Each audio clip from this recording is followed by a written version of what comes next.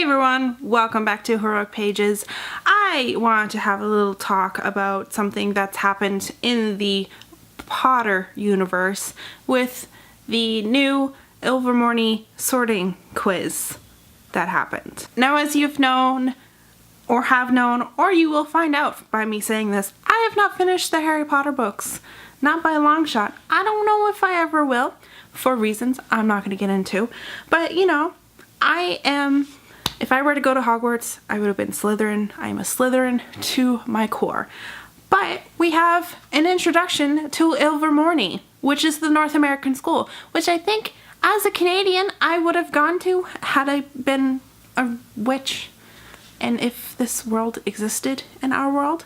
Because as you know, it's a world apart from our own, where magic exists and all that stuff. I did the Ilvermorny sorting quiz. I didn't even think to capture it on film like I've been seeing with other people, but it's fine. I don't need to. I got Thunderbird, which actually I'm pretty happy with. Thunderbird traits represent the soul and favors adventurers, and I looked at all four of the schools. Like, this one represents the houses, and this one represents the soul. There's one that represents healing, one represents scholars, and one that represents warriors, like the warrior heart, like the heart. And the way that I want to view Ilvermorny is very different from Hogwarts.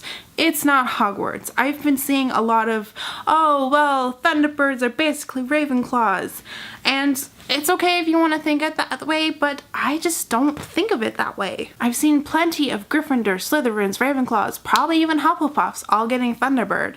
J.K. Rowling herself is a Thunderbird. I like to think that these houses have a different quality that they're looking at in regards to its sorting processes.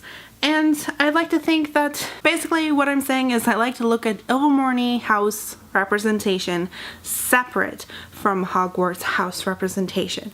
I don't see a binary when it comes to house versus house. Thunderbirds, they represent the soul. For me, this resonates with me because I'm very scholarly-like. I love learning, you know, but I'm very much about self-reflection and bettering myself and doing things that are good for me, and in turn, that's just good for life right now, if that makes any sense. And the favors adventurers, you know what? This is a huge, big adventure right behind me, even though I don't rarely leave my house other than to go to work. I don't like doing adventurous things in real life, but in my head, there's plenty of adventure going on. I think that also with the introduction to Ilvermorny, apart from the very problematic things that a lot of people have been pointing out, I'm not going to go into it because I don't think I have the proper voice for such problematic things. Ignoring basic Native American history and folklore and all that stuff. I acknowledge that that can be problematic, but at the same time, this is a fantasy world, modern fantasy, but, you know, I might get in trouble for saying that. It's just my opinions of things. And, you know, J.K. Rowling's British, so, you know, she might not know all the history and stuff.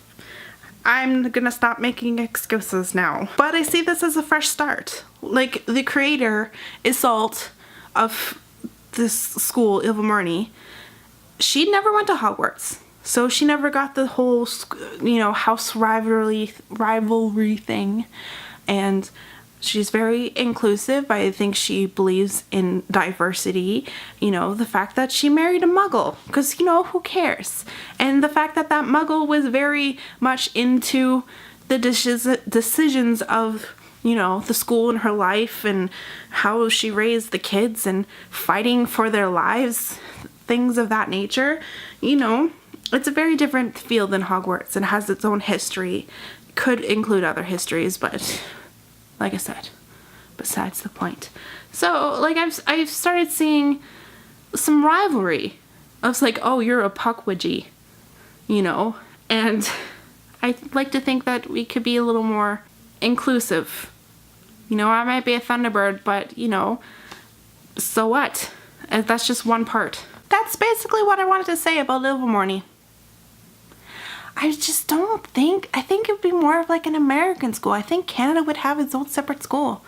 I just don't see, then again, I'm thinking of the brain of what our world is like today and the whole immigration thing, like, Mexicans coming to Ilvermorny too. That's totally plausible in this world. Let's just take that out of my head just now. But at the same time, would we have a different, like, magical government than the United States? There's so many questions I want. So many questions.